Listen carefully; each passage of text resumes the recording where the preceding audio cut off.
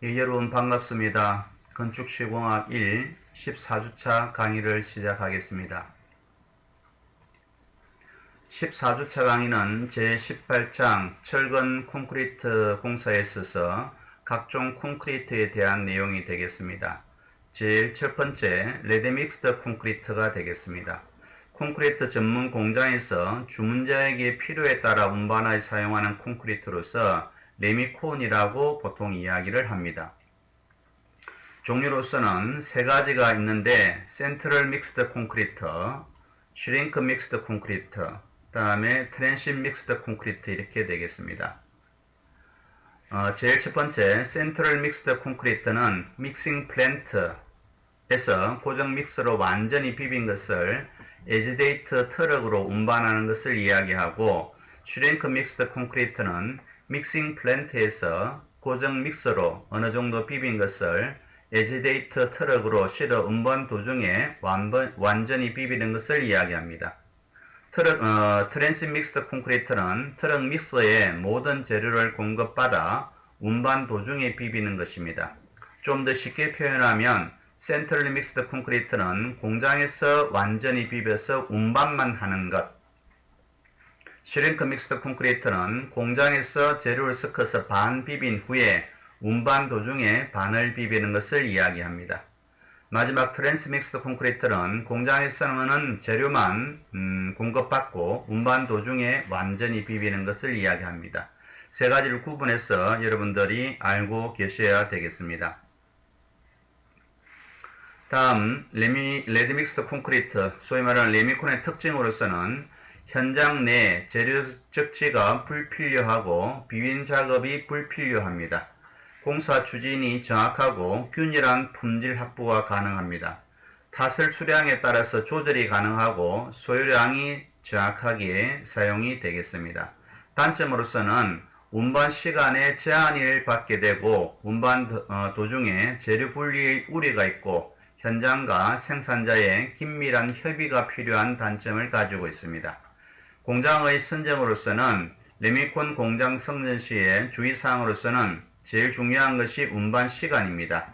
다음에 배출 시간, 콘크리트의 제조 능력, 운반 차량의 수, 공장의 제조 설비, 품질 관리 상태 등이 레미콘 공장을 선정하는 고려사항이 되겠습니다. 다음 페이지에서는 레미콘 규격으로서는 보통 레미콘 숫자가 가로에 3개가 들어가는데 첫 번째 숫자는 굵은 골재의 최대 추수입니다. 소위 말하는 자갈의 지름이 되겠습니다. 21은 두 번째 값은 콘크리트의 설계 기준 압축 강도로서 단위는 메가파스칼이 되겠습니다. 마지막 세 번째 것은 슬럼프 값을 이야기하고 단위는 밀리미터 단위가 되겠습니다. 레미콘의 품질에 대한 지정은 KSF 4009에 나와 있고요. 강도는 1회의 시험 결과는 구입자가 지정한 고층 강도 값의 85% 이상이어야 하고 3회의 시험 결과의 평균치는 구입자가 지정한 고층 강도의 값 이상이 되어야 되겠습니다. 슬럼프의 허용 오차로서는 슬럼프 값 25mm에서는 플러스 마이너스 10mm, 슬럼프 50에서 65에서는 플러스 마이너스 15, 80mm 이상에 대해서는 플러스 마이너스 25mm가 되겠습니다. 공기량의 한도와 허용 오차는 이 값은 중요합니다. 여러분들이 자세하게 알아두어야 될 내용이 되겠는데, 레드믹스 콘크리트 공기량은 보통 콘크리트의 경우에 4.5%입니다. 꼭 알아두시기 바랍니다. 경량 콘크리트의 경우에는 5.5%, 고강도 콘크리트의 경우에는 3.5% 하되 공기량의 허용 오차는 플러스 마이너스 1.5%가 되겠습니다. 그래서 여기서는 특히 가장 중요한 것은 보통 콘크리트의 경우에 공기량의 한도와 허용 오차 두 가지 값은 정확하게 알아두기를 바라겠습니다. 네, 다음은 염화물 함유량의 한도가 되겠습니다. 레드믹스드 콘크리트의 염화물 함유량은 염화물 이온으로는 0.30kg per 세제곱미터 이하로 하여야 되고, 다만 철근을 방청 조치를 했을 경우에는 이 값의 2배까지 가능합니다. 그래서 이 값도 마찬가지로 중요한 값 중에 하나이기 때문에 염화물 함유량의 한도는 염화물 이온량으로서 0.3kg/s 세제곱미터 이하로 한다는 값도 같이 알아두면 좋겠습니다. 기타에서는 한중 콘크리트의 경우는 반입 시 최저 온도가 5도씨 이상 되도록 유지하고 서중 콘크리트의 경우에는 반입 시 최고 온도가 35도씨 이하가 되도록 유지하여야 되겠다는 것입니다. 즉 추운 겨울철에는 콘크리트의 온도가 5도씨 이상이 되도록 해야 되고 더운 여름에는 최고 온도가 35도씨 이하가 되게끔 하라는 뜻입니다. 그래서 너무 춥거나 너무 덥게 되면 콘크리트의 경화에 영향을 주기 때문에 재료의 품질에 상당한 영향을 주기 때문에 온도 유지가 상당히 중요하다는 이야기입니다. 두 번째는 레미콘 탓을 전에 납품 일시 콘크리트의 종류, 수량, 배출 장소 및 에지데이터, 트럭의 반입 속도 등을 생산자와 협의한다. 일반적인 내용이고요. 여러분들은 1번을 주의 깊게 봐주면 좋겠습니다. 자, 정리하면 레드믹스 콘크리트, 레미콘에서는 중요한 것이 이 종류 3가지, 다음에 특징 알아두시고요. 다음에 레미콘을 표시하는 규격, 다음에 공기량의 한도와 허용오차, 이 정도만 알아두면은 적당히 공부가 될 것 같습니다. 자, 다음 다음 페이지에 한중 콘크리트입니다. 한중 콘크리트. 개요에서는 콘크리트 탓을 후 양생 기간 동안, 콘크리트가 굳어가는 기간 동안 동결할 염려가 있는 경우, 염려가 있는 경우에 시공하는 콘크리트로서 보통 기온으로서는 하루 평균 기온이 4도씨 이하인 경우에 해당이 됩니다. 그래서 4도씨 이하인 경우에 해당되는 그때 시공하는 콘크리트를 이야기하고 두 가지로 또 나뉩니다. 한냉기라는 것이 있고 다음에 오른쪽에는 극한기가 있는데 한냉기는 콘크리트 탓을 후 월 평균 기온이 2에서 10도씨인 기간을 의미하고요. 극한기는 콘크리트 탓을 후 월 평균 기온이 2도씨 이하인 아주 추운 기간을 이야기합니다. 그래서 두 가지 구분해서 이렇게 하고 있고요.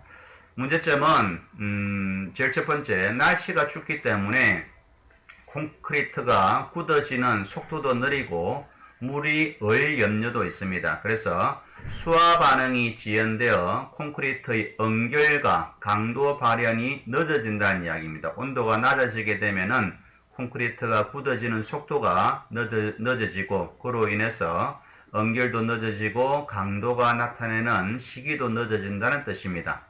초기 동해 시에 장기 강도가 저하된다는 것도 특징이 되고 콘크리트는 영하 3도가 되게 되면은 완전히 얼어버리게 되겠습니다. 그래서 이러한 문제점에 대해서는 대책으로서는 이러한 문제점을 해결하는 것이 중요한데 특히 대책의 이 3가지는 아주 중요하기 때문에 꼭 알아둬야 되겠습니다. 한중 콘크리트에 대한 대책으로서는 A젤을 꼭 사용해야 되겠고 보온 양생을 해줘야 되겠고 물 결합제비 또는 물 시멘트 비를 60% 이하로 유지시켜줘야 됩니다. 하나씩 설명을 할게요. AE제 사용이란 것은 AE제를 사용하여 동결융의 저항성을 높이는 것을 원칙으로 한다. 다시 말해서 AE제를 쓰게 되면은 염려가 줄어든다는 뜻입니다. 다음에 보온 양생에서는 보온 양생을 실시하여 양생 중인 콘크리트의 온도는 5도씨 이상이 되게끔 유지시켜 주라는 뜻입니다. 그래서 온도가 항상 콘크리트를 탓을 하고 5도씨 이상이 유지되게끔 보온 양생을 실시를 하라는 이야기고 결합제비, 물 결합제비 혹은 물 시멘트 비를 60% 이하로 유지하라는 이야기는 초기 동해 방지를 위해 소요 워커빌리티 범위 내에서 단위 수량, 물의 양을 적게 하라는 뜻입니다. 그래서 물이 많이 들어가게 되면 아무래도 염려가 많기 때문에 그러한 것을 감안해서 물 결합제비 혹은 물 시멘트 비를 60% 이하로 낮추어서 물의 양을 조절하라는 뜻입니다. 중요한 내용이기 때문에 대책 세 가지는 꼭 알아두면 좋겠습니다. 자, 다음은 시공입니다. 재료의 가열 및 보온입니다. 아무래도 한중, 겨울철에는 있는 재료를 그대로 쓰게 되면 어는 상태도 있고 매우 춥기 때문에 그러한 재료를 우리가 적당히 온도를 가열해 줘야 됩니다. 예를 들어서 작업중 온도가 0에서 4도씨 이하이게 되면은 간단한 주기와 보온이 필요하고요. 마이너스 영하 3도에서 0도씨 이하의 범위에서는 물 또는 물과 골재를 가열해 주고요. 영하 3도씨 이하로서 매우 추울 때는 물과 골재를 가열하고 타설한 콘크리트가 적정 온도 5도씨 이상이 되게끔 유지를 해줘야 됩니다. 자, 여기서 가장 중요한 것은 물 혹은 골재, 골재는 시멘트와 골재는 자갈과 모를 이야기하고요. 여기서 절대 가열되어서는 안 되는 것, 시멘트가 보이지 않습니다. 시멘트는 불을 가해서는, 열을 가해서는 안 되는 재료이기 때문에 가열 재료에서는 시멘트가 없다는 것 꼭 알아두도록 합니다. 일반사항입니다. 콘크리트, 한중 콘크리트의 배합은 소정의 설계 기준 압축 강도가 소정의 재령, 나이에서 얻어지도록 초기 동해의 방지에 필요한 압축 강도 5MPa 이상이 초기 양생 기간 내에 얻어지도록 한다는 것입니다.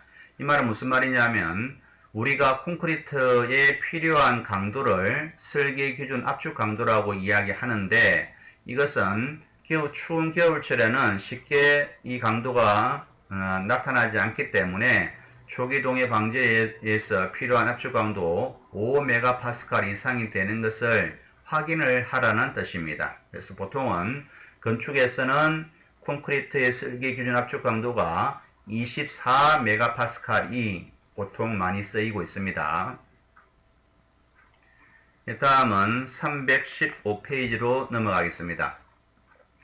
315페이지에서는 두 번째 물결합제비는 다른 말로 물시멘트비는 60% 이하가 되어야 되겠다. 아주 중요한 내용 중에 하나이고요. 초기 동해 방지를 위해 단위 수량은 콘크리트의 소유 성능이 얻어지는 범위 내에서 될 수 있는 한 적게 한다. 이 수량을 적게 한다는 말은 위에 나오는 물결합제 비 혹은 물시멘트 비를 60% 이하로 한다는 내용과 같은 뜻을 가지고 있습니다. 네 번째, AE제, AE 감수제, 고성능 AE 감수제, 통틀어서 AE제라고 하는 것을 반드시 사용해야 된다는 것. 앞에 나왔던 세 가지의 내용과 같습니다. 다음에 다섯 번째, 시멘트는 기온이 0도씨 이하일 때 보온시설이 된 창고에 저장한다. 중요한 것은 시멘트는 절대 가열하지 않는다는 것. 나중에 6번에 나오네요. 재료를 가열할 경우에 물을 가열하는 것을 원칙으로 하되 시멘트는 어떠한 방법에 의해서도 가열되어서는 안 된다는 것입니다. 그래서 재료가 가열하는 것보다도 시멘트를 가열해서는 안 된다는 것이 더 중요할 수 있으니까 잘 표시해 두도록 합니다. 골재는 직접 불꽃에 대어 가열해서는 안 된다는 것. 골재를 65도씨 이상 가열하면 다루어지기가 어려워지기 때문에 어려워지며 다음에 온도가 골재가 시멘트 모래와 자갈이 지나치게 온도가 높을 경우에는 시멘트를 갑자기 경화시킬 수 있는 우려가 있기 때문에 지나치게 높여서는 안 된다는 뜻입니다. 여덟 번째, 먼저 가열한 물과 굵은 골재 자갈을 이야기하죠. 다음에 장골재 모래를 넣어서 믹서 내에 골재 및 물의 온도가 40도씨 이하가 된 후 최후에 시멘트를 넣는다. 즉 40도씨 이상이 되었을 때는 시멘트가 반응을 할 수 있기 때문에 온도가 40도씨 이하가 된 후에 시멘트를 넣으라는 뜻입니다.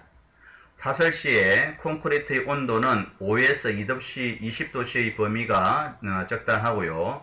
기상 조건이 가혹한 경우나 부재단면이 작을 경우에는 타설할 때의 콘크리트 최저 온도는 10도씨 정도를 확보한다는 것. 그 다음에 11번째, 가열한 재료의 믹서 내에 투입하는 순서는 골재, 물, 시멘트의 순서라는 것 알아줍니다.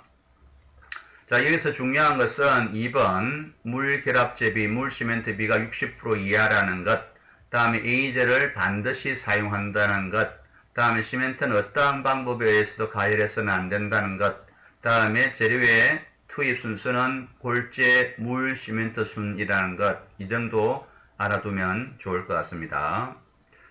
자, 네 번째, 한중 콘크리트의 양생입니다. 양생은 콘크리트가 굳어지게끔 보호한다는 뜻을 가지고 있습니다. 초기 양생입니다. 콘크리트 타설 직후 초기 동해 방지, 처음에 어는 것을 방지하기 위해 실시하는 양생으로 한중 콘크리트에서는 반드시 실시할 필요가 있습니다. 그래서 외기의 온도가 낮기 때문에 콘크리트가 굳어질 때까지 어느 정도 화학 반응을 일으킬 때까지, 수화 반응을 일으킬 때까지 초기 양생이 중요하다는 뜻입니다. 종류는 단열 보온 양생과 가열 보온 양생 두 가지가 있습니다. 나중에 설명을 드릴게요. 초기 동해의 방지에 필요한 압축 강도는 5메가파스칼, 5메가파스칼이 초기 양생 기간 내에 얻어지도록 해야 되겠습니다. 그래서 보호를 해가지고 압축 강도가 5메가파스칼이 되게끔 확인을 해야 된다는 뜻입니다. 콘크리트 타설 후 압축 강도가 5메가파스칼이 될 동안에는 타설한 콘크리트는 어느 부분에서도 그 온도가 5도씨 이상으로 하여 초기 양생을 실시해야 되겠습니다. 초기 양생 일수는 시멘트의 종류, 배합, 양생 온도 등에 따라 다르나 5에서 10도씨에서는 양생할 경우에 보통 포틀랜트는 3 내지 9일 정도 있다가 그 부집을 떼야 되겠습니다. 그래서 초기 양생에 대한 이야기고요.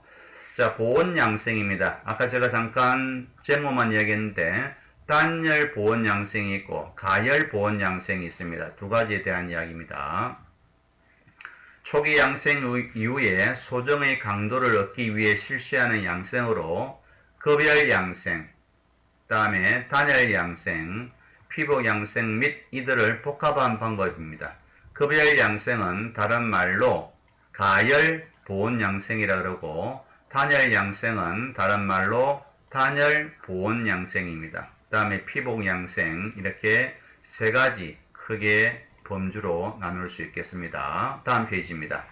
자, 하나씩 보게 되면은 급열 양생, 다른 말로 가열 보온 양생이라고 하는 것은 기온이 낮거나 단면이 얇을 경우에 열을 이용합니다. 가열에 의해서 보온하는 것이고, 급열 양생 또는 가열 보온 양생은 공간 가열 방법과 표면 가열 방법, 다음에 내부 가열 방법으로 구분이 되고요. 보통은 여러분 잘 알고 있는 히터, 다음에 스토브, 이제 이러한 것을 이용해서 불을 때워서 열을 일으키는 것이 되겠습니다. 그래서 특징으로서는 기온이 낮거나 단면이 얇을 경우에 많이 쓴다는 것입니다.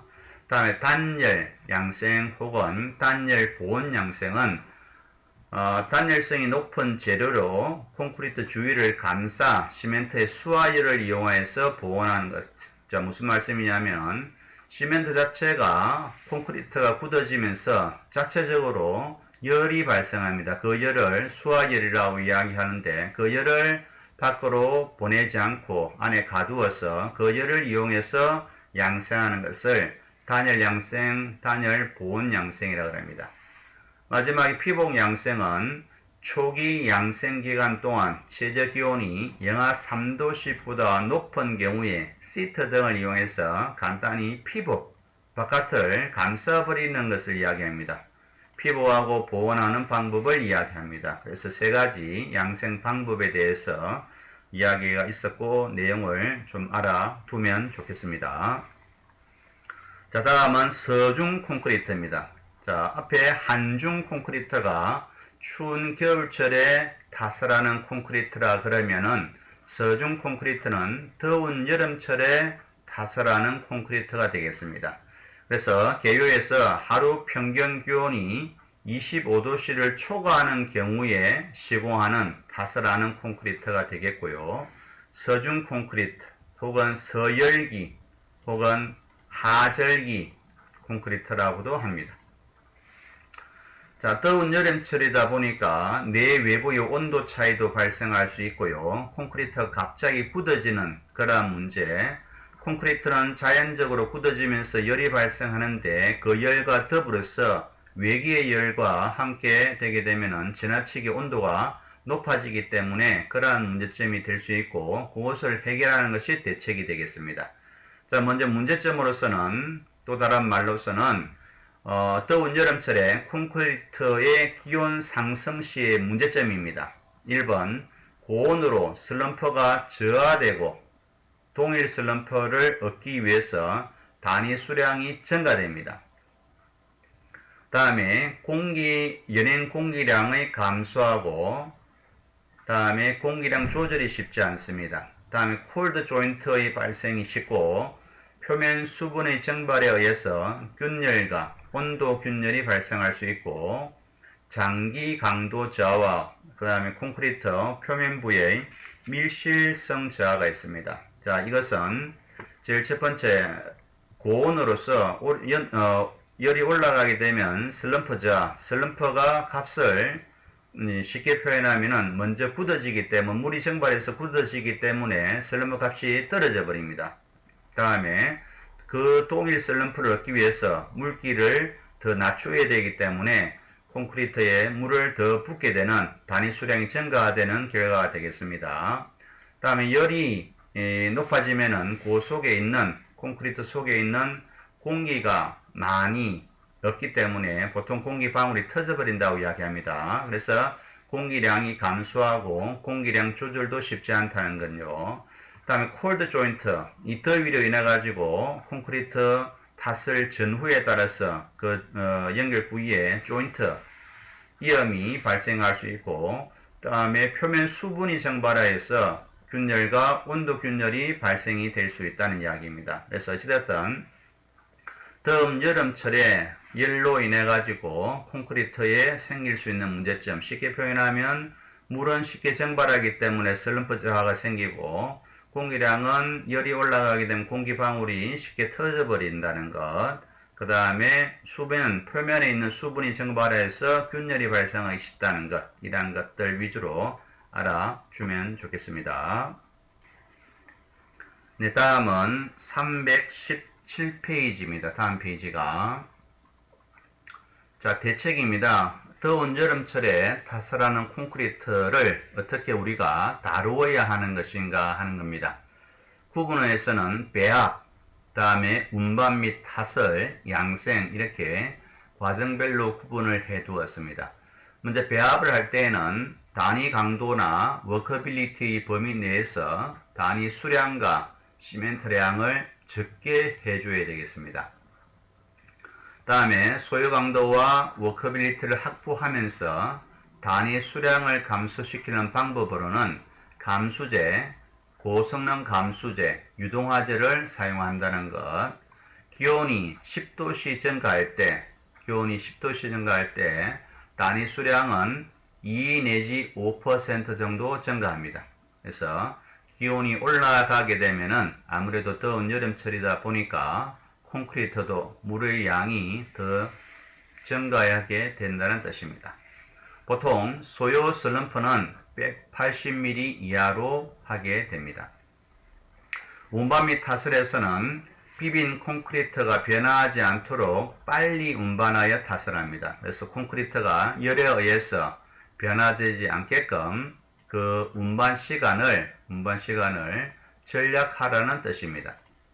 다음 두 번째, 부어 넣을 때의 콘크리트 온도는 35도씨 이하가 되어야 됩니다. 이 기온이 너무 높아지게 되면은 이미 시멘트가 반응을 해버리기 때문에 그렇다는 이야기입니다. 타설 시 그 부집 등은 서변 상태를 유지해야 되겠고, 콘크리트는 감수제를 사용하더라도 비빈 후에 1.5시간 90분 이내에 탓을 해야 되겠습니다. 콘크리트를 운반한 후 탓을 완료 시까지 소요되는 시간은 보통 콘크리트의 경우에 30분 이내, 유동화 콘크리트는 20분 이내입니다. 운반 후에 탓을 완료 시까지입니다.